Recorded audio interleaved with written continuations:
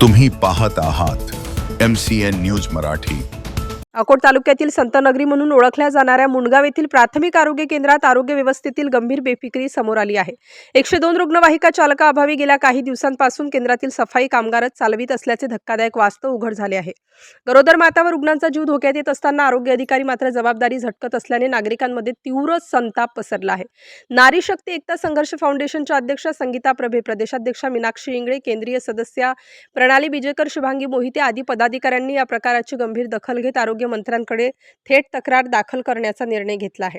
चालक नसताना सफाई कामगाराला रुग्णवाहिका चालवण्याची परवानगी कोणी दिली, तसेच स्ट्रीपप्रमाणे निघालेले बांधन कोणाच्या नावाने काढले गेले याचा तपास व्हावा अशी मागणी तक्रारीमधून करण्यात आली। दरम्यान जिल्हा आरोग्य अधिकारी डॉक्टर गाढवे आणि तालुका आरोग्य अधिकारी डॉक्टर चव्हाण यांनी या संदर्भात कोणतेही लेखी अथवा तोंडी आदेश दिले नसल्याचे स्पष्ट केले आहे। त्यामुळे आरोग्य केंद्रातील अधिकाऱ्यांच्या कार्यप्रणालीवर प्रश्नचिन्ह उभे राहिले आहे।